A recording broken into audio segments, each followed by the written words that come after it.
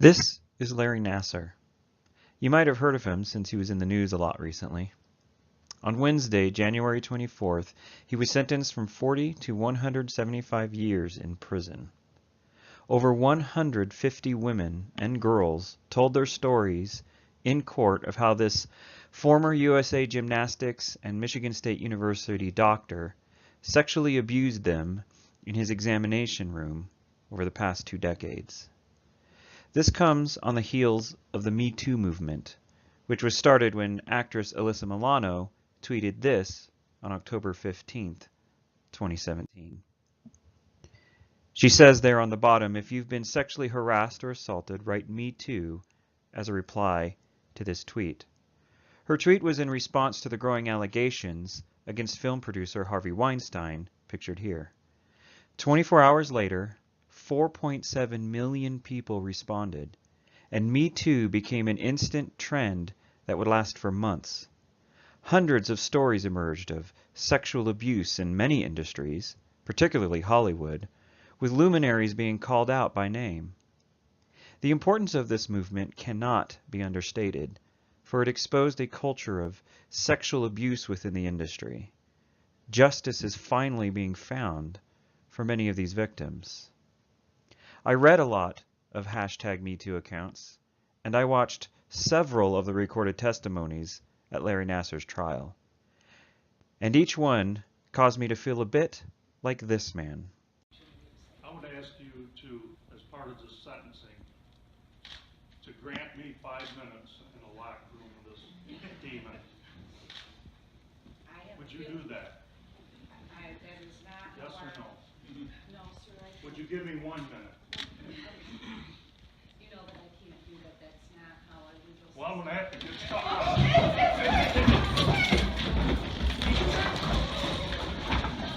Stay down. Stay down. I understand. Let me have that son of a bitch. I understand, but stay down. I want that. Hands behind your back. Stop fighting. Stop fighting. Put your hands behind your back. I want that son of a bitch. Put your hands behind your back. I'm around you, puss. Give me 1 minute with that bastard. I understand this now. You gotta handle this so professionally.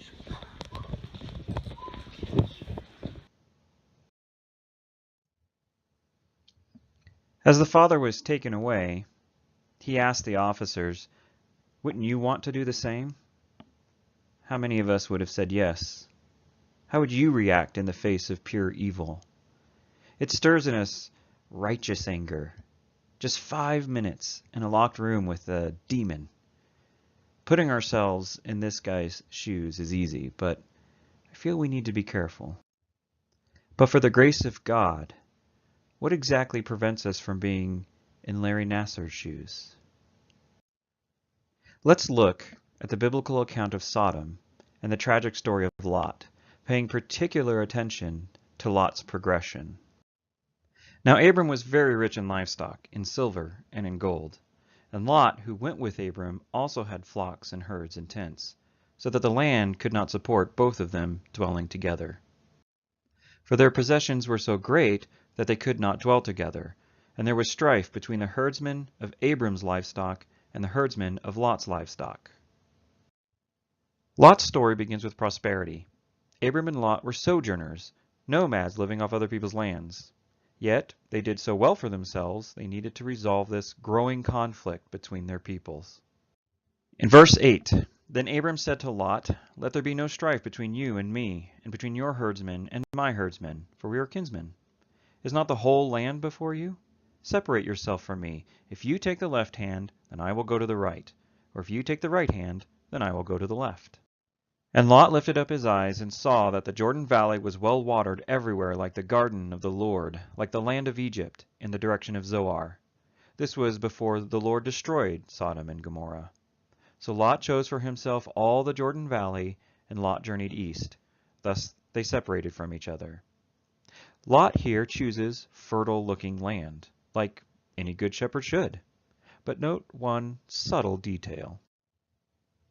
In verse 12, Abram settled in the land of Canaan, while Lot settled among the cities of the valley and moved his tent as far as Sodom. Now the men of Sodom were wicked, great sinners against the Lord. Perhaps Lot was naively unaware of Sodom's reputation, so we can give him a small benefit of doubt for settling so close to the city. Nonetheless, this is a righteous man who is drawn by the promise of prosperity. The prophet Ezekiel affirms Sodom's wealth. In Ezekiel chapter 16, verse 49, it says, "Behold, this was the guilt of your sister Sodom. She and her daughters had pride, excess of food, and prosperous ease, but did not aid the poor and needy." So even if Lot was naive about Sodom's wickedness, the land offers wealth. That's why he chooses it. Thus we see Lot motivated by appetite. Prosperity brings comfort, and once obtained, it is difficult to let go. He plants his tents near the city. Surely it wouldn't have taken long for Sodom's wickedness to be made known to him. So does this righteous man at once forsake the allure of riches and move his people as far away as possible from such evil? Sadly, no. Jumping ahead to Genesis 14, which begins by detailing ongoing warfare between kingdoms, we see Lot in verse 11. "So the enemy took all the possessions of Sodom and Gomorrah, and all their provisions, and went their way. They also took Lot, the son of Abram's brother, who was dwelling in Sodom, and his possessions, and went their way." So we see now Lot is dwelling in Sodom. He's taken up residence within the walls of this wicked city. We don't get more information than that, but it's enough to see that Lot is beginning to compromise. In order to enjoy the comfort of its wealth, he is justified dwelling in the city, exposing his entire people to both the wickedness of its inhabitants and the greed of powerful neighboring kingdoms. It's by the grace of God that Lot's uncle Abram is able to rescue him and his people. But even then, Lot still does not cut ties with Sodom. He shows up again in chapter 19. "Two angels came to Sodom in the evening, and Lot was sitting in the gate of Sodom. When Lot saw them, he rose to meet them and bowed himself with his face to the earth, and said, 'My lords, please turn aside to your servant's house and spend the night and wash your feet. Then you may rise up early and go on your way.' They said, 'No, we will spend the night in the town square.' But he pressed them strongly, so they turned aside to him and entered his house, and he made them a feast and baked unleavened bread, and they ate. But before they lay down, the men of the city, the men of Sodom, both young and old, all the people to the last man, surrounded the house, and they called to Lot, 'Where are the men who came to you tonight? Bring them out to us that we may know them.' That is to say, not to know who they were, or where they were from, or what their hobbies were. There is a reason the word sodomy comes from the name of the city. The members of this mob want to take turns sodomizing their visitors. Continuing on verse 6, Lot went out to the men at the entrance, shut the door after him, and said, 'I beg you, my brothers, do not act so wickedly. Behold, I have 2 daughters who have not known any man. Let me bring them out to you, and do to them as you please. Only do nothing to these men, for they have come under the shelter of my roof.' But they said, 'Stand back.' And they said, 'This fellow,' speaking of Lot, 'came to sojourn, and he has become the judge. Now we will deal worse with you than with them.' Then they pressed hard against the man Lot, and drew near to break the door down. But the men," now speaking of the angels, "reached out their hands and brought Lot into the house with them and shut the door. And they struck with blindness the men who were at the entrance of the house, both small and great, so that they wore themselves out, groping for the door." Lot has become corrupted by Sodom. It says every last man, young and old, wanted to rape these visitors. So wicked were they, sexual predation was a cultural norm. So great were their sexual appetites, they were brazenly unashamed to demand it and take it by force. It explains why Lot insisted his visitors avoid the town square. Lot, in a state of panic, nearly does something evil himself. To protect his guests and placate the mob, he offers his virgin daughters to satisfy their lusts. He does not do this because it was a misogynistic and patriarchal society, like some have argued. He does it because his reasoning has been poisoned by Sodom. We know how this kind of logic goes. Lesser evil is okay because it's, well, lesser. This evil I want to do now must be permissible because that evil over there, the one I currently don't want to do, is eviler. Under pressure, Lot goes into autopilot, revealing Sodom's corruptive influence. Thankfully, the angels blind the mob and save both themselves and Lot's daughters. Later, the angels inform Lot that God is destroying the city. Verse 15. As morning dawned, the angels urged Lot, saying, "Up, take your wife and your 2 daughters who are here, lest you be swept away in the punishment of the city." But he lingered.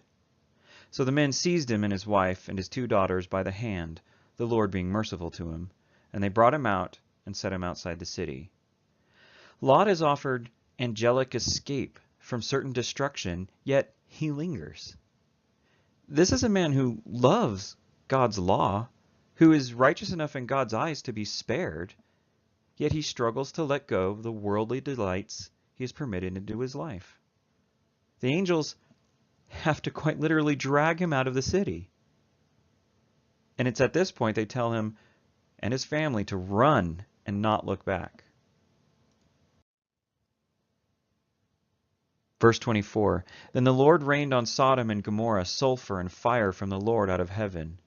And he overthrew those cities, and all the valley, and all the inhabitants of the cities, and what grew on the ground. But Lot's wife behind him looked back, and she became a pillar of salt. Even Lot's wife can't let go of Sodom's pleasures, and she ends up consumed in its destruction. Now traumatized by this experience, Lot takes his daughters to live in isolation. Verse 30, Now Lot went up out of Zoar and lived in the hills with his 2 daughters, for he was afraid to live in Zoar. So he lived in a cave with his 2 daughters. And the firstborn said to the younger, Our father is old, and there is not a man on earth to come in to us after the manner of all the earth. Come, let us make our father drink wine, and we will lie with him, that we may preserve offspring from our father. So they made their father drink wine that night, and the firstborn went in, and they lay with her father. He did not know when she lay down, or when she rose. The next day the firstborn said to the younger, Behold, I lay last night with my father. Let us make him drink wine tonight also. Then you go in and lie with him, that we may preserve offspring from our father. So they made their father drink wine that night also, and the younger arose and lay with him, and he did not know when she lay down, or when she arose. Thus, both the daughters of Lot became pregnant by their father. Just like their father, the situation becomes urgent and puts Lot's daughters into autopilot, revealing, once again, Sodom's corruptive influence. Incest with their father was a lesser evil to not having children. Thus ends Lot's tragic tale, but it's important to note that as tragic as he was still righteous. That's why God delivered him. Even the Apostle Paul affirms this. 2 Peter chapter 2, verse 8, For as that righteous man, he is speaking of Lot here, for as that righteous man lived among them day after day, he was tormenting his righteous soul over their lawless deeds that he saw and heard. Lot was distressed by Sodom's immorality, tormented by their wickedness. But that righteousness didn't stop him from offering his own daughters to the mob. It didn't stop him from lingering before escaping the city. It didn't stop his daughters from raping him. Lot was righteous, yes, but he did not escape the consequences that come from compromising your values. He didn't participate in Sodom's sexual depravity, but he was tainted by it. And in the end, he lost his wealth, he lost his wife, he lost his daughter's sanctity, he lost his dignity. Lot's story teaches us that you cannot indwell in worldly living, even if you are saved by grace, and expect that you are somehow immune to its influence. In Jesus Christ we are made new, And that new spirit delights in God's law. But the flesh is still there, fighting to enjoy the pleasures of lesser evils. Romans 7, verse 15. For I do not understand my own actions. For I do not do what I want, but I do the very thing I hate. There is a struggle that goes on in the Christian between the new spirit and the flesh. It reminds me of a quote from Sitting Bull. Inside of me there are two dogs. One is mean and evil, and the other is good, and they fight each other all the time. When asked which one wins, I answer, the one I feed the most. Sitting Bull was not speaking about born-again Christians per se, but I do like this imagery. Paul describes a fight that is inevitable in all Christians, but there's a difference between fighting and feeding. And today I fear we have been feeding a bad dog. Pornography. There is a pornographic website called Pornhub.com that releases statistics annually. This is not some obscure website. Pornhub is the #1 visited pornographic website in the world. In 2016, 9.2 billion videos were viewed on just this site. That comes to 4.6 billion hours of viewing. If you sat down to watch that much porn back to back, it would take you over 5,000 centuries. This is just 1 year of statistics. Perhaps even more eye-opening is the appetites of its viewers. Here are Pornhub's top search terms of 2017 in the United States. Stepsister, stepmom, mom. Incest makes 3 of the top 10 searches. Teen and Asian expose our lust for women who appear as close to underage as possible. Hentai is animated pornography, which is popular because there are no limits. We've gotten bored with human extremes, so now we can look to inhuman ones. These are only the top 10 searches. A little further down the list, you will find sodomy, gang rape, and so on. Another study of this same website revealed that 88% of the most popular videos depict violence. People tossing sexual partners around like meat, slapping, hair pulling, asphyxiation, and you know what? Some videos, they just don't even bother and go ahead and reenact rape. And these are popular trends. Pornhub shares these statistics with pride. Some have argued that pornography is a healthy release. It is a lesser evil to pleasure yourself to videos of incest, sodomy, and rape than to actually do those things. Some have even gone so far as to suggest that pornography gets these things out of our systems, as if to say we'd all be raping like crazy if porn weren't there to provide a safe release. Well, if you believe that, then you're being a fool, just like Lot. He didn't influence Sodom. Sodom influenced him. Pornography isn't getting anything out of our systems. It puts these things into our systems. It thoroughly corrupts. It makes no sense to enjoy this material for pleasure and be repulsed by the real thing. If you detest incest, then you do not click on stepmom. Conversely, if you click on a video labeled anal, then you have an appetite for sodomy. You are feeding your appetite and causing it to grow, not the reverse. Here are some U.S. viewer statistics. 64% of U.S. men admit to viewing porn at least monthly. 3 out of 10 men between the ages of 18 and 30 view it daily. The number of women viewing porn is increasing in recent years as well. 33% of young women are now viewing it once a month. And these numbers are growing year by year. But what about the church? How do their statistics differ? Sadly, among Christians, the numbers are not different. In fact, in a recent survey of youth pastors, 21% admitted to struggling with pornography. In another survey, 7% of Christian men admitting to viewing porn several times a day. Now, I don't think Christians ensnared by pornography think it's morally right, no more than Lot approved of Sodom's depravity. But I do wonder if, like Lot, we are naively choosing to believe that pornography is not as influential as it is. But it is. Here's a few things porn does to you. One study showed that men who consume porn were more likely to support statements that promote abuse and sexual aggression toward women and girls. The FBI's own statistics reveal that pornography is found at 80% of the scenes of violent crimes or in the homes of sexual perpetrators. That's any violent crime, by the way, not just sexual ones. 80%. It affects your libido. It lowers your desire for intimate connection with a real human being who loves you.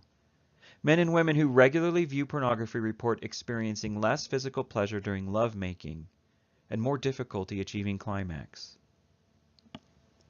Pornography-induced erectile dysfunction and pornography-induced abnormally low libido are now officially recognized conditions. I read about a pastor who cannot make love to his wife without pornography in view to stimulate him. Erectile dysfunction is even being found in males as young as 15 years old.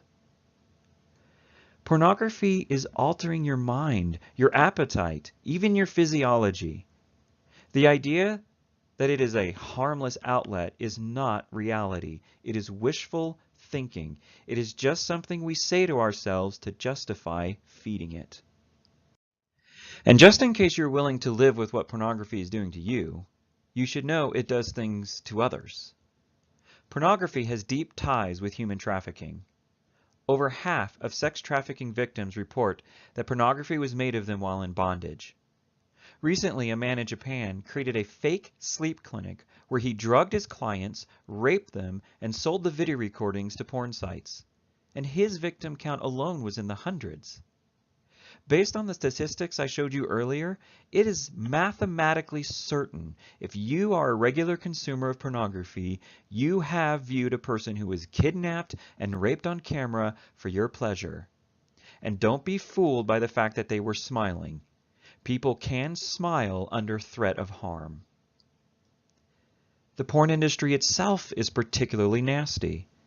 Just because these actors appear to enjoy their job does not mean it is so. An interview with a producer of pornography revealed that grimaces of pain are in almost every take. They have to be edited out to complete the fantasy. Drug use and disease are rampant. If you think there's a culture of sexual abuse in Hollywood, it's nothing compared to this industry.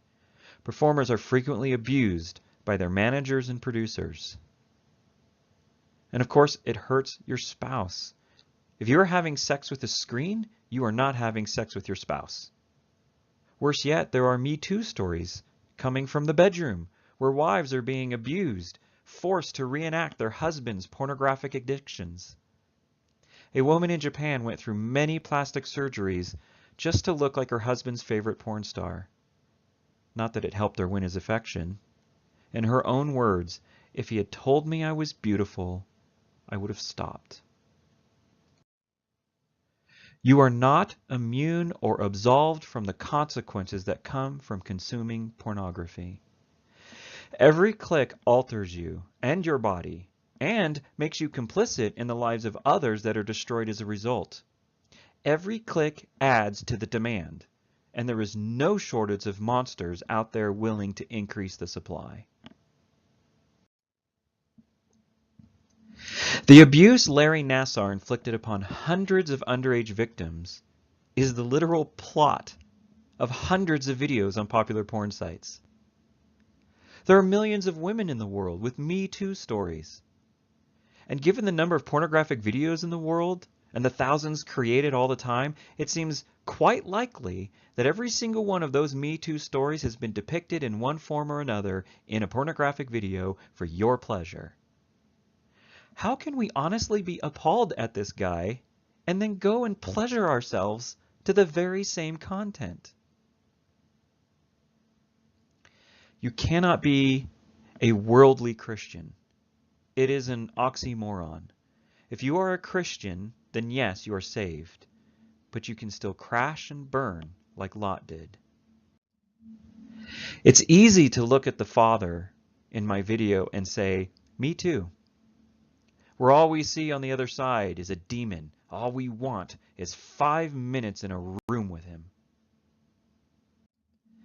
But if we continue to lie to ourselves about pornography, we might end up looking at Larry Nassar and tragically admitting, me too. Me too. I started out small, just a small appetite, just sex, then threesomes, then orgies, then sodomy, then teen, then stepsister, then cartoons. My goal in this message is to expose our cognitive dissonance. It is quite an insincere thing to hate the Larry Nassars of this world and love our secret pornography rendezvous. To that end, let's start ending the lie. As a church, we can speak the truth of pornography loudly and often to ourselves and to the world. Recall that Sodom normalized sexual sin so that all could participate. And when Lot tried to stop the mob, they said, "Look at this guy coming to judge us." Judging them was in their eyes a greater evil than raping strangers. And that's Satan's strategy. Normalize the sin and shame those who denormalize it. Well, I'm saying when someone normalizes pornography, we need to denormalize it. Love the sinner, of course, but we need to courageously speak the truth about its effects on ourselves and society. And that means getting educated about this stuff. They may scoff and shame you, but let them scoff and shame you. Just don't let them get away with normalizing it unanswered. Next, we need to be doing our part to stop enabling pornography. If your child has a device with internet capabilities, he or she has access to porn. 90% of boys under the age of 18 have seen porn at least once, 60% of girls. The average age of first-time exposure is now between 8 and 11 years old. Remember those Pornhub viewing statistics? 1% of all mobile traffic to that website was on this device here, the Nintendo 3DS, a kid's video game toy. Parents, if you are not filtering your internet, you are letting this in on just about any device. And given the statistics I showed you earlier, we cannot kid ourselves into thinking our children are magically going to become statistical outliers. Filter your internet. The easiest way I found to do this is circle with Disney. No, I do not get a commission, but it worked for me and it was simple to set up. The point is this: do what you must to get this filth out of your home. If your child has their own cell phone with a data plan, then they have unlimited private access to the content I've described today. I urge you to reconsider data plans for dependents for lots of reasons, but especially because you're giving them porn in a pocket. If you feel having their own data plan is absolutely necessary, there are apps out there such as TeenSafe to monitor your teen's web history. I've been told, of course, that it's better to just trust our teens. But Lot was corrupted, and he loved God, and he was older. So if he can be corrupted, so can your less than fully developed teenager. And if I've proven anything, it's that pornography is by far more alluring than righteousness. It's just foolishness to think that all kids are incorruptible, or just our kids are incorruptible, given the data that I've shown. Lastly, set boundaries in your marriage. Don't enable their porn habit by joining them in it. Do not entertain their desire to recreate their favorite pornographic fantasies. And especially do not fall for the lie that comes from sexual therapists that pornography is going to spice up the bedroom. It doesn't. That being said, If your partner is actively fighting pornography, though sometimes failing, remember, please, that Lot was righteous. Lot didn't escape his consequences, but he did escape Sodom. If someone you love is a fighter, support them, be patient, assist them, but remember, we are all sinners. We are all fighting something. We need to confess and repent. If this sin has a grip in your life, bring it to Christ. To confess is to acknowledge the truth of what this sin is doing in your life and the grip that it has. To repent is to turn 180 degrees from it. To do what you can to start thinking and acting differently than what you did before. The sin may never go away completely, but there's a difference between stumbling during a fight and simply living with the sin, between feeding the good dog versus feeding the bad one. To that end, I have provided some phone numbers with this video. Clinical studies of brains of pornography addicts and heroin addicts show very little difference. A drug habit of any kind is notoriously difficult to kick, but imagine how successful one would be if they kept heroin in their pocket during the fight. That makes pornography very difficult to beat. So please don't scoff at the idea of getting help. The phone numbers are for trusted counseling services who can help you understand your addiction so you can begin to heal. There's also a link to a website called Fortify, which was designed specifically to help people fight a porn habit. It's not free, but it could be a worthy investment. I've placed some other links to other resources as well. Hopefully some of them will be of use to people ready and willing to fight. Okay, I've been harping for a while on bad news. Sometimes we need a dose of bad news to help us fully appreciate the good news. If you are caught up in the snares of this sin or any other, the good news is this: Jesus Christ paid the price. It is common for people with addictions to shame themselves, to burden themselves with hopeless, endless guilt. If that is you and you have trusted in Christ for your salvation, please remember you are not guilty before Him. You are made righteous in Him. You have been made new. And if you have not yet trusted in Christ, I invite you to leave that heavy burden of guilt and shame at the foot of the cross. We cannot be perfect when we will not be perfect. And by the grace of God, thankfully, Jesus makes us perfect. Fight pornography on all fronts. In the world, in the church, at home, and in our personal lives. Let's stand together to starve out this pernicious sin. And when the mob mocks us, as it surely will, saying, "Oh, you've come to judge us. We will deal worse with you," remember, the world hated Jesus first. So stand fast. Be courageous. For our women, for our daughters, we must do everything we can, lest they say to us, "Me too."